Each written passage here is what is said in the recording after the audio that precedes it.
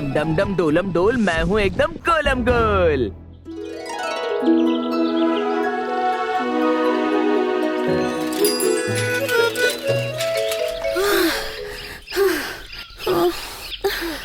ईशा, शायद हम साइकिल चलाते चलाते घर से बहुत दूर आ गए हैं। चलो पीछे मुड़ते हैं। नहीं, मैं बहुत थक गई हूँ। थोड़ी देर इस पेड़ के नीचे छांव में बैठते हैं। ओके, मुझे जरा पानी दो ना। हाँ? पानी तो रास्ते में ही खत्म हो गया। ओह, मुझे तो बहुत प्यास लगी है और मुझे बहुत जोर की भूख। लेकिन यहाँ दूर दूर तक बड़े पेड़ों के सिवा कुछ भी नहीं दिखाई दे रहा।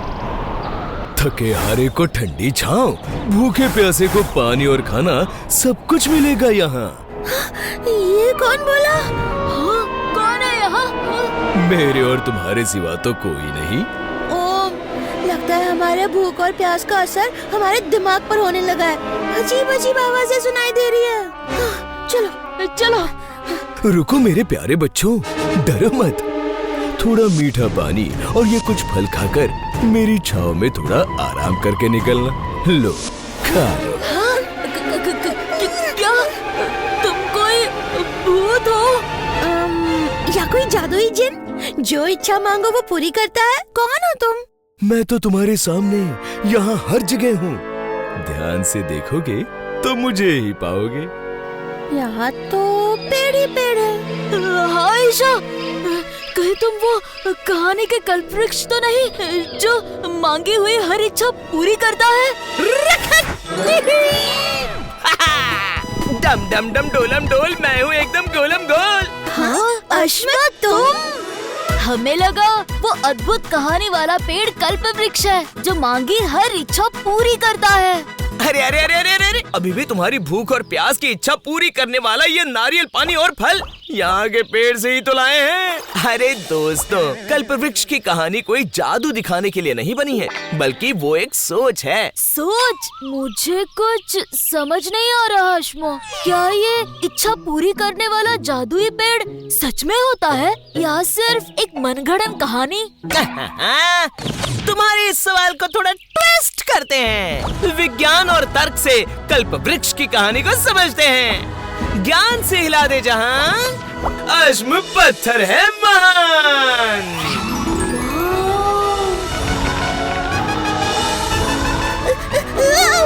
ये क्या हो रहा है?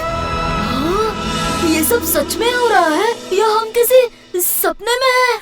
ना ना ना ना ना ना, ना ये सपना है ना ही कोई जादू, यही है कल्पवृक्ष।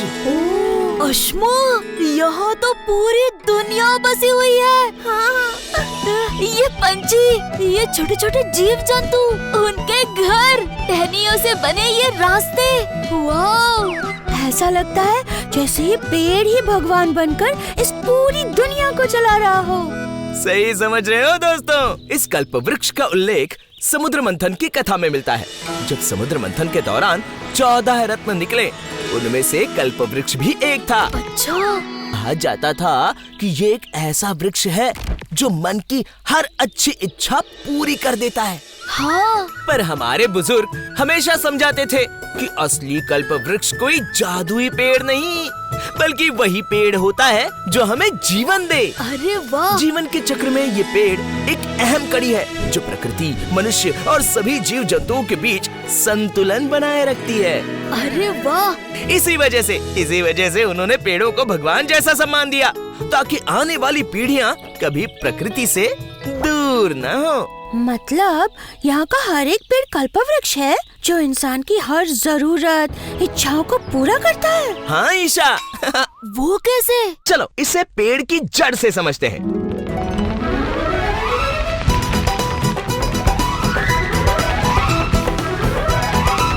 अब ये देखो,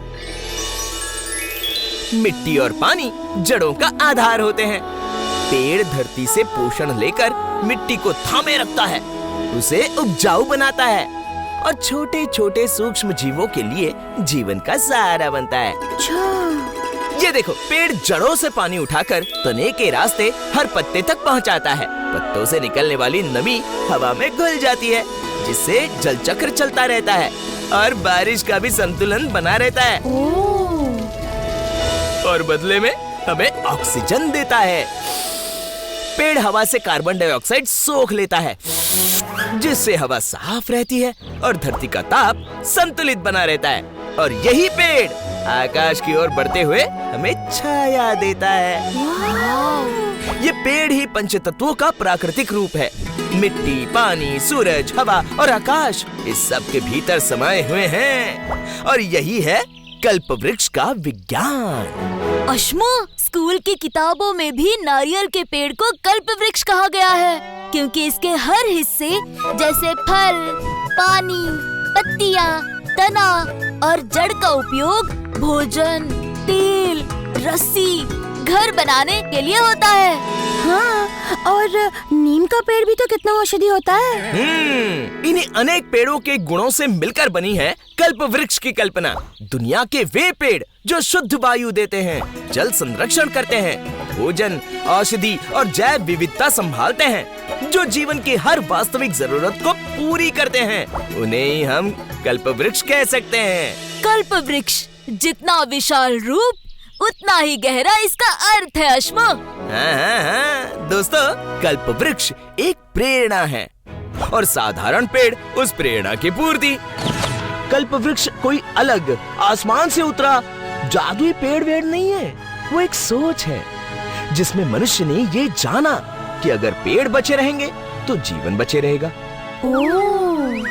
यही वजह है कि हमारी संस्कृति ने पेड़ को सिर्फ पूजा ही नहीं, समझा भी था। और शायद आज हमें फिर विज्ञान और तर्क से वही समझ याद करने की जरूरत है। सही कहा अश्म, आज से तुम्हारी तरह ये पेड़ भी हमारा दोस्त है। हाँ, अश्म हमारा हर सवाल को ऐसे मोड़े, ज्ञान को विज्ञान से जोड़े।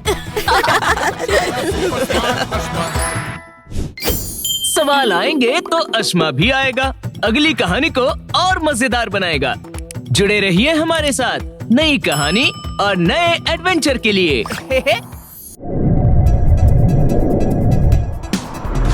अश्मा, अश्मा, आया हमारा अश्मा, अश्मा, अश्मा छाया सुपर स्मार्ट अश्मा।